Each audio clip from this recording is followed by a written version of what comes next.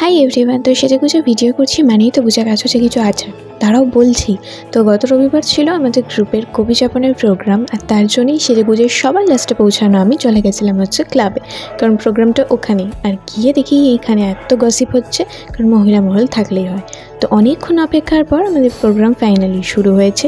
আর যে ভিডিওটা দেখছো সেটা দর্শকরাও দেখায়, বাট এই যে ইশারাটা চলে ওর হাসি কন্ট্রোলের যে ব্যাপারটা, সেটা একমাত্র এখানেই দেখতে পাবে। তারপর আমাদের প্রোগ্রাম হয়ে যাওয়ার পর অনেক রকম নাচ গান কবিতা সব মিলিয়ে একটা সুন্দর প্রোগ্রাম চলছে। বসে বসে ভিডিও করছিলাম দেখে হঠাৎ করে দেখি আমার নামটাই অ্যানাউন্স করছে। তো ভাবলাম যাই একটু গানটা শুনিয়ে দিয়ে আসি। তবে গানের আগে কিন্তু এখানেও একটা ইশারা চলবে, তোমরা কি সেটা দেখলে? আচ্ছা, তোমরা কি গানটা শুনতে চাও? শোনো তাহলে একটু শুনিয়ে দিই।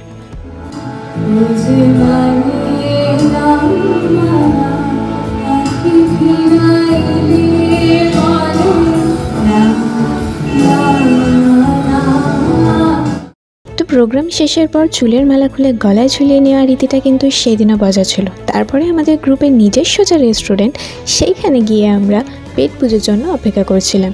যদিও খাবার না আসা ততক্ষণ আমরা এসিরই হাওয়া খাচ্ছিলাম। আর এইখানে আবার কি হচ্ছিল সেটা তো হয়তো অর্ধেক লোক বুঝতেই পেরে গেছো।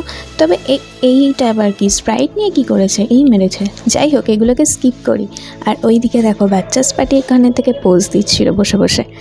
তো ফাইনালি খাবার এসেছে, আর চলো এরপর খাই, কারণ বিরিয়ানির সামনে থাকলে আমি এবার কথাটা সেরকম বলতে পারি না। তারপর চুপচাপ বাড়ি চলে আসি। তো আজকের মতো এইটুকুই, বাই।